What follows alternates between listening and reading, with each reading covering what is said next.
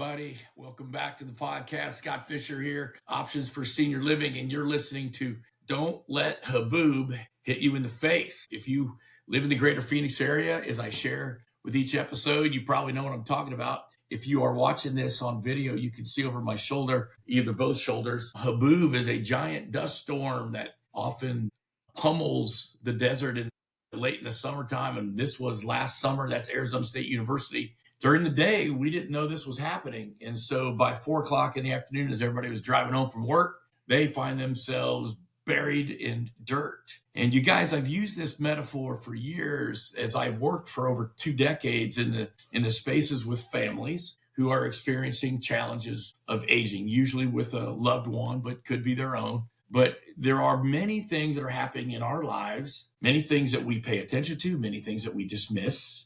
But if we would pay attention to them, the hope is we can avoid haboob from hitting our lives. Too often, people do ignore these things, and they find themselves in just a world of crisis and such problems around them. And that's the haboob that hits people's families when these issues are not paid attention to. And so what I'm trying to do here, what I've done with our other guests, and I'm going to do here today with Matt, is bring professionals together that experience these or have different perspectives that watch these issues of life unfold. And we hope to educate and equip people to help them not have a crisis and prevent haboob from visiting your family. And so today I've got a friend of mine that I've now known, about 12 years, Matt Shively.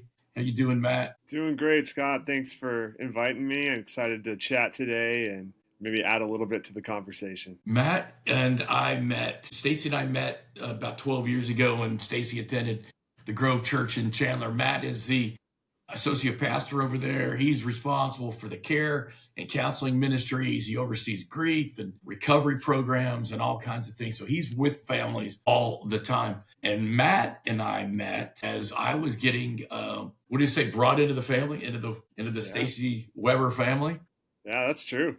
And Matt actually married Stacy and I a number of years ago. And so you have been an unbelievable blessing to my family. Thank you, Matt. Thank you, Scott. Yeah, it's been an honor, and I'm excited just to continue this friendship as well. Well, I wanted to bring in a professional that works in the space of ministry professionally. It's been your life work. And so there's things that are happening to members within the church that are part of the greater community that are feeling the effects of aging. You know they are, and it shows up in lots of different ways. I thought that I might just start with a couple of statistics to give you some context to the enormity of the issue here in Maricopa County. There are 160,000 80-year-olds in Maricopa County already. There's 1 million people already the age of 65. In the greater Phoenix area, Maricopa County predominantly, last year, Matt, 80,000 times a fire truck rolled to somebody's front door to help pick them up off the ground for a fall or some sort of medical emergency. 80,000. And so I would guess some of those people go to church.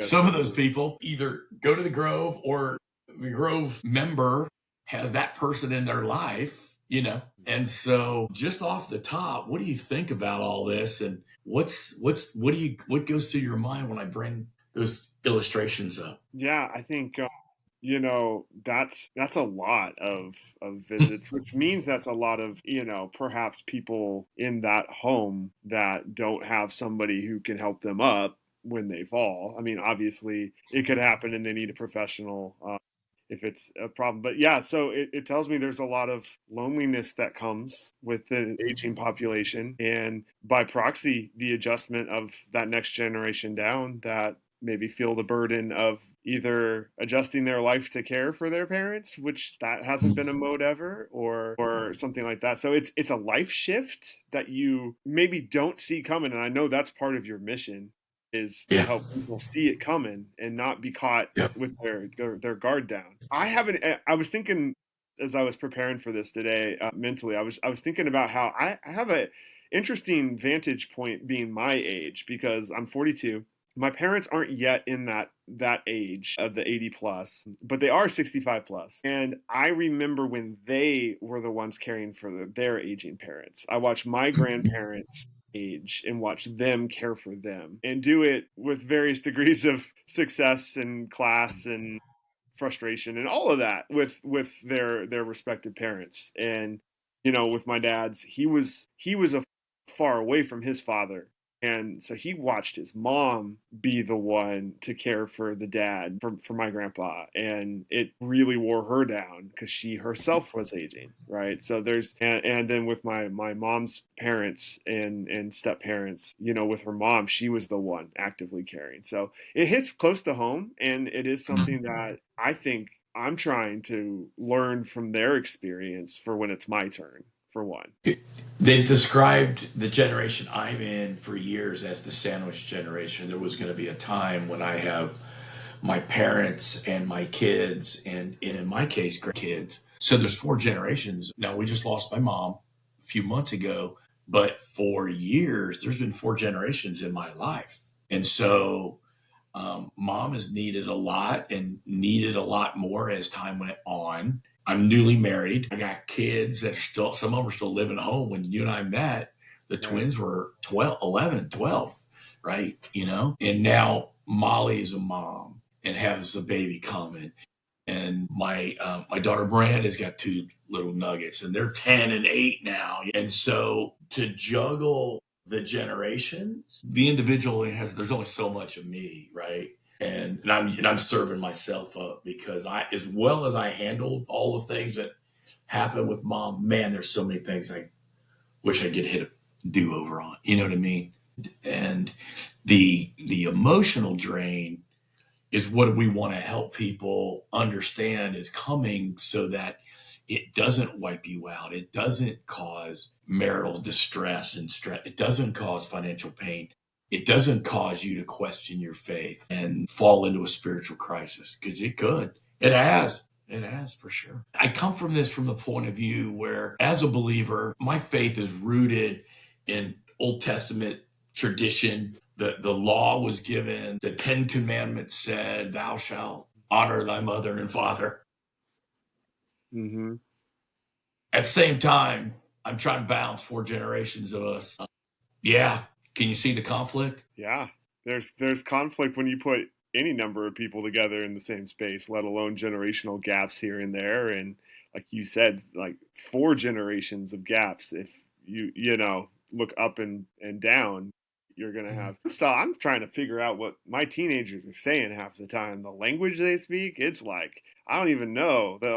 All the little memes they come up with becomes a cultural phenomenon. It's bizarre, but it's trying, our best. But I think something you said made me think of this. But I think the balance, there is a rub that is inevitable, but it's what are you going to do when you kind of reach that friction point to stay in balance? How are you going to decompress? How are you going to self care? Even how are you going to take your own temperature of what you need? Like, man, I'm getting a little snippy with mom right now. I need to maybe take a couple hours away so I don't say something that hurts her or whatever it is. And that's a lot of proactive, just being able to understand, all right, this is coming. So how do I prepare for it? And then when I'm in the middle of it, how do I know when it's time to take a little breather? Well, how do you counsel? This is a kind of a universal question, but I mean, it applied to this. We constantly tell people to, feel comfortable and set boundaries and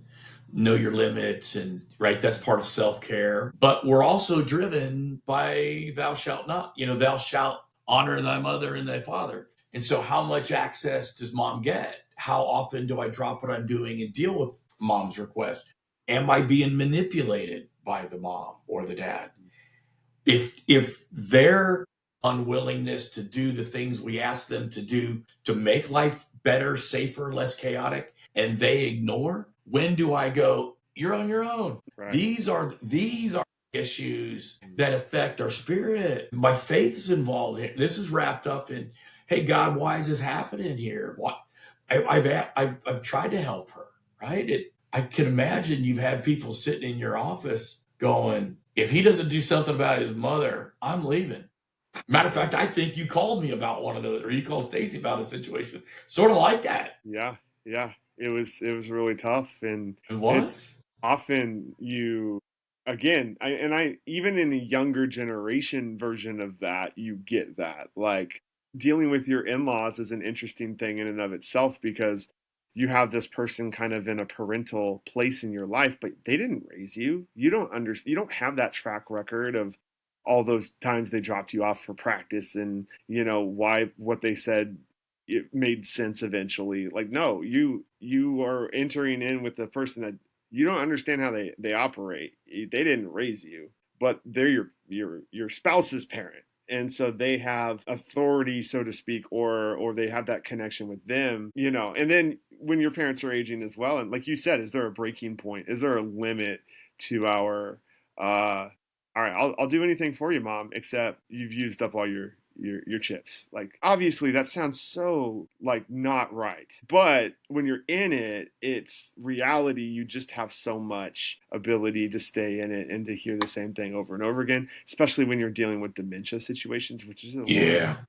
And that's Yeah. so hard. And I had a congregant ask me to come visit their aging sister in a nursing facility and bring them communion, right? And so I went in there and she warned me that the person had dementia, and I'm like I'm thank you for telling me. And so I said I do the whole thing, and the lady launches into a story about this thing that happened right outside her window, and a construction worker was working and they died and all this stuff. And I'm like, oh, it's tough. And I'm like walking out, and the lady's like, none of that happened, right? And I'm like, I understand. It's okay.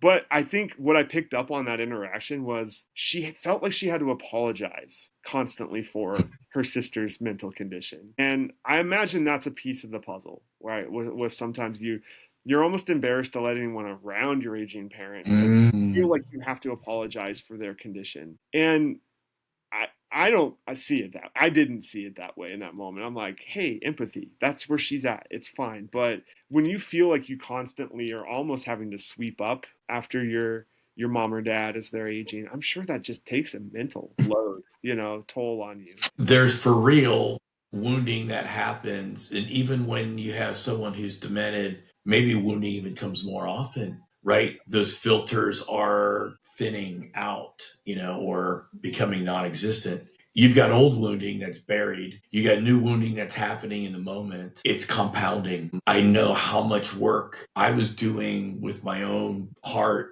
with mom, and we teach forgiveness is not for them, it's for me. Me forgiving somebody is so that I don't end up in a pile of resentment jail. You know what I mean? Yeah.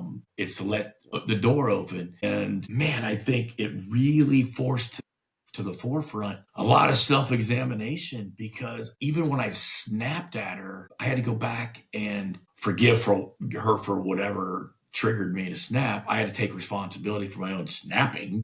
I can't just blame her and walk away.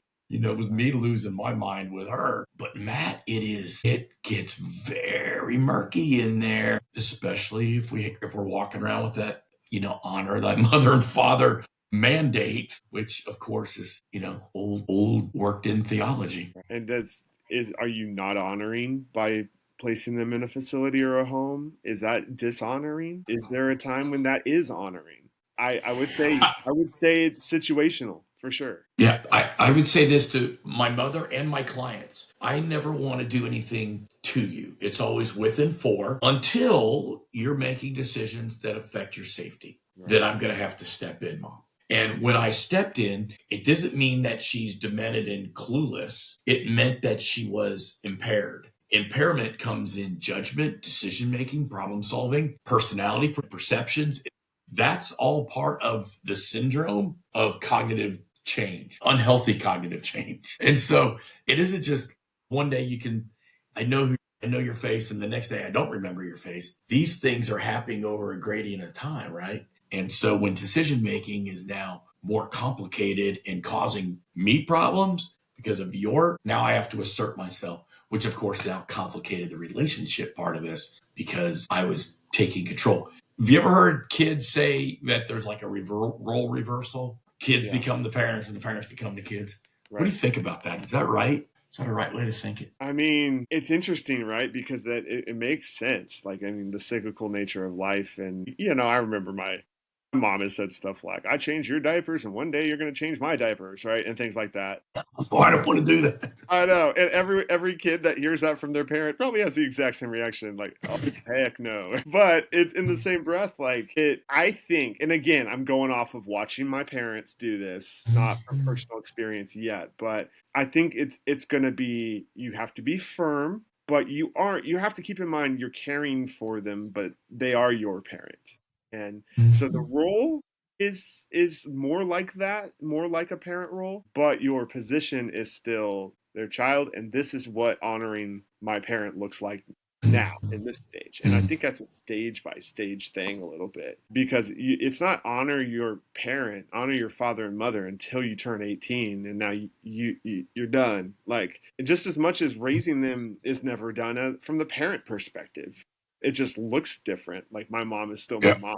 She's not actively, disciplining me every day anymore, or teaching me, but I still have moments where I have this interaction. I'm like, wow, I'm 12 again. I feel her, I don't know if that's good or bad, but I feel like, okay, yeah, this is familiar stuff. Yeah. I still see it. Yeah. So I think, it's not, I just don't get locked into feeling like, okay, now I'm the parent and I'm going to tell them what, okay, they're still your mom. So keep that, like, that grace and that, Yeah. um, that dignity for your parent as much as you Yeah. can. I know that's easy for me to say when I'm not, cleaning literally my parents' diaper in that moment. It really is something that you don't, it shifts, but it doesn't, it's still true. It's still true. They're still your parents. This is inspiring to me because what I want to say to you is, hey Matt, you've got this ministry, you do all these different varieties and expressions of ministry to all these folks. Have you ever asked the question to people either in your office or from the pulpit or in some sort of way, is there someone whose aging journey is causing you or your family any kind of pain or distress? Have you ever asked that question to folks? Not like in small settings, yes. I would say not Uh, from a larger setting, but yeah. And and oftentimes that might be the presenting issue, you know. And the reason I'm asking is like I want to screen out, and you said it because like you're 42 and your folks are north of 65, but they're not 80, right? I just turned 63, so I'm not that far behind your parent. Thankfully, you're not in crisis, and hopefully your relationship's in pretty good shape, right? Now, not every adult child says, "Oh, my parents are my best friends" or nothing. I mean, there's a lot of wounding and unresolved stuff. So I think the conversation or starting the conversation with a question like that allows us to illuminate to those of us who are adult kids who might find themselves in the 40 to 65 slot age wise to say, yeah, mom's doing pretty good. She's 83. Damn, she's doing all right. Good. You don't have crisis yet. Shouldn't we be talking about, are there some old issues that I need to see or get some help with at the church from the Matt in my life? You know what? Mom and dad got divorced a long time ago, and I've probably not dealt with everything. And if they're going to get older, and they are, and they're not going to drop dead because they're probably not, they're probably going to be on some sort of journey like 80% of America. Maybe I need to look in and have some healing in this place, this counseling and some healing come to me. Matt, walk me through a process where I can reconcile what grief or wounding that my dad did to me when I was a kid. I'm just giving you ideas, right? Right. And so, how many adults were walking around with old junk that hasn't really been addressed and really hasn't been healed? That's really And true. will it will show up when you got to now deal with mom's diminishment.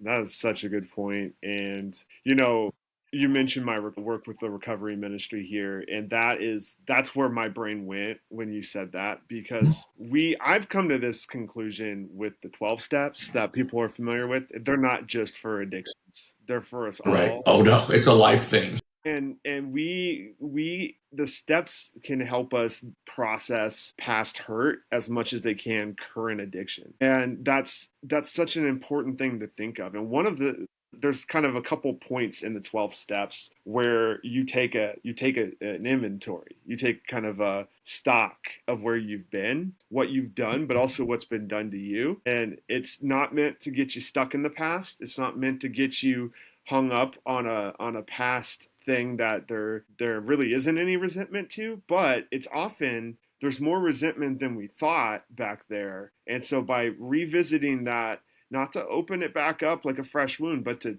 process it, to deal with it, to let it heal, we can be more whole for the future for that relationship or others. And so that's what you do, right? You go back, like, who hurt me? And you list it, right? It's like, what'd they do?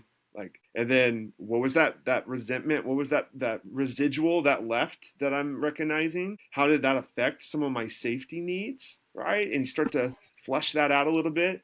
And then you identify your part, because that's the thing. You probably had a part to play even in that. And then you forgive it. You forgive all of it. Your part, their part. And sometimes part of the hang up with that past hurt with our parent or whoever it is our own, like, maybe internalization of something we did in that relationship that we haven't forgiven ourselves for. I have seen more in the last 10 years, parent estrangement going on with young adults in their 20s, especially, kind of estranging themselves from their parents and cutting off their parent for some time, not letting them see grandkids, things like this. And it's scary because nobody wants to take the blame for it, right? It's always the other's problem, fault, whatever. And they use boundaries as this phrase. As a weapon. As a weapon. And boundaries are, I am a fan of boundaries, but you cannot use it as a weapon. You don't get to put up if Texas and Oklahoma decided to lay a state line, I'm pretty sure both were privy to where that line was. You don't get to just throw it down blindly, and it has to serve both purposes. And it's protective, but it's also beneficial for both sides. And once you understand it and you can exist inside of it. So that, I wonder, in a sad way, what that's going to look like in 40 years for those young adults that are cutting off their parent when their parent is aging. Now, what's that going to look like? Are they going to feel that same? Are they going to even remember the honor your mother and father line in the Old Testament? Like, or are they going to, well, they hurt me when I was 22, and so they're dead to me? Like, I hope not. That scares me because that's a lonely existence for both sides of the ledger. Right. I think along this lines, I heard there's a sermon really once many years ago, and I listened to it a number of times, and he was talking about this issue of forgiveness. And I said earlier about, like, it's like you're driving tail. So the original language in Latin or wherever, the word resentment equals the same word as jail. It's like the root word to the word jail. And so, like, when we refuse to forgive, we're literally pulling the jail cell. And the key to that door is our willingness to forgive the offense and forgive the effect of the offense, which is another whole, we could talk about an hour on that one, because it's the effect that often drives us to our compulsions and all this other stuff. What fuels our addictions and all that. I can speak for myself on that. But you have to understand that there's been a wounding, and then there's an impact to that wounding that may go on a long time, that I have to continually revisit and forgive again. So that, because I found myself in my process with my mom, forgiving her and then pulling the door closed again because I'm recalling another effect, or I'm recalling another circumstance. And so that forgiveness part goes on and on and on. This is a spiritual need of ours to keep us out of jail, our own jail that we create, right? We could also then allow that to go on. And if we don't address it, bitterness seeps into the picture, right? And that bitterness discolors our whole way of life. When resentment becomes bitter, right? And that root of bitterness takes hold of us. And I don't want that for people. What I want to do is talk about it like this, so that if you're in a great shape with your folks, fabulous, good for you. Make sure that you review your life and make sure that there's not some stuff that you have just swept under the rug, because it will resurface. And we want you to be able to navigate this with grace and dignity, and uphold your parents' dignity, honor thy mother and father. And I think there's a both and. You brought it up, and it isn't either or. It's not like, well, if I put her in senior living, then it must be that I'm trying to do this to her or something. It clearly can be the most loving thing to do to find the right situation or to bring the right resources to the table. That isn't that I have to do everything, right? I can get help. That's my own personal boundary. Right. Yeah, for your own sanity as well, but also what's best for them. And the Yeah. safety piece is a huge one. And I think it's obviously those places are expensive, and that can be a limiting factor. Yeah. And it's tough. I've watched my friends who are just a little bit older than me. They're starting to enter that phase, and seeing them struggle with. And a lot of times they're from far away, and so they're the sibling that doesn't live close. So what does that role look like? The sibling who lives Yeah. closest generally is the one with the day in and day out interaction. So, but there's a support role for the siblings that are away from mom or dad that they still have a role to play, and they can still support their sibling while they do that. Yeah. Um, the Stacy and I came up with a phrase that we've lived by for a few years, and it's our turn now to love and care for those who loved and cared for us. It's our turn now because the ball's in our court. Really, our parents are aging. You can't stop time. It's coming. Right. Their needs are going to increase unless they have a sudden death and an exit. My dad had a sudden death and an exit. My mom had a 10-year bounce down the road, until we lost mom. And so we want to honor that. And I really feel like I remember back years ago, Matt, did you grow up here? Did you grow up here in Phoenix? I did not. No, I grew up kind of Midwest in Okay. Texas. Yeah. Back in the 80s and 90s, there was a weatherman on TV, and he used to say stuff like, watch your kids around waters. 2 seconds is too late, too long. And the reason is that there was a routine in the spring and summer around here where kids were falling into pools. And there was no legislation yet about how much pool fences and self-closing gates and all. I mean, this is 40 years ago. Watch your kids around water. Well, if you say that out loud now, even though you didn't grow up here, you've heard that before, right? I have. Yeah, absolutely.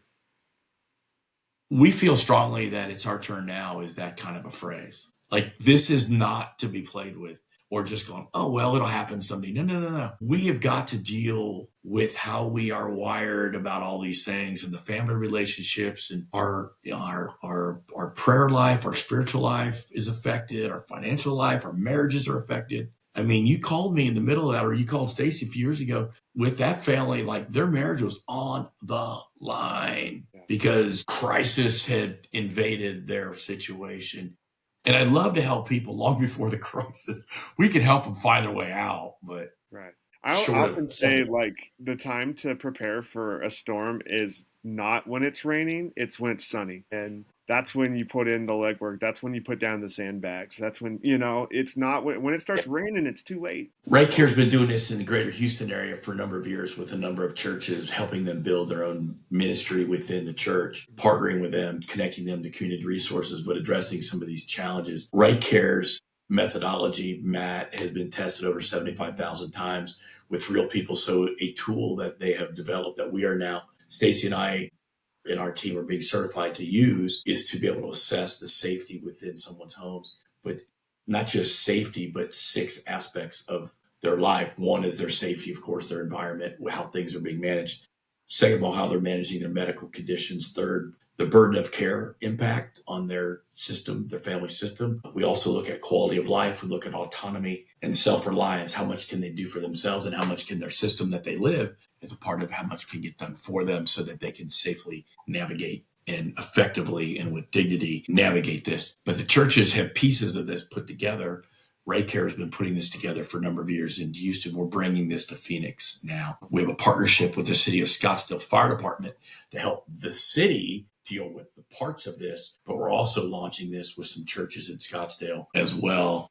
And so what we are looking to do is find church partners, help us grow this voice to these adult kids and to the seniors themselves that aging is inevitable. Stop sticking your head in the dirt. We have got to open our eyes up to the reality of what's coming. It's almost like this. My mom was raised Catholic, and I think her Catholicism diluted over the years and embraced some Protestant theology and stuff. But I mean, basically, but the premise of Catholicism and Protestant Christian faith is what?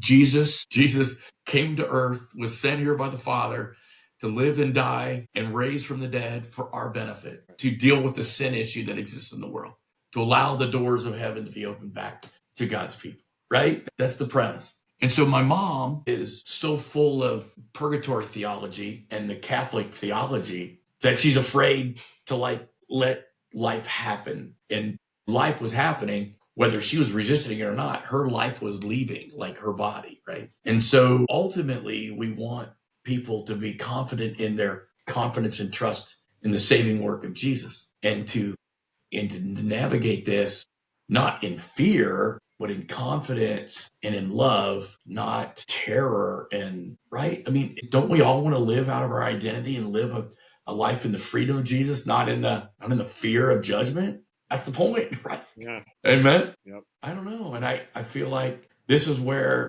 we could come together with the ministry professionals like yourself and find out what people are thinking, find out what they're doing about some of this stuff, and help other faith communities minister to their people. As I started this whole thing, 45 minutes or so ago, the need is massive and just getting bigger. There are, I think by 2030, there's going to be more people 65 than under 18, Matt. I mean, our whole world is getting top heavy, right? And your generation is looking north at my generation, and I'm looking north at that generation going, Lord, we got a lot of work. We got a lot of ministry. We have a lot of loving to do. We have to navigate this and help families do it with love, grace, dignity, lack of fear.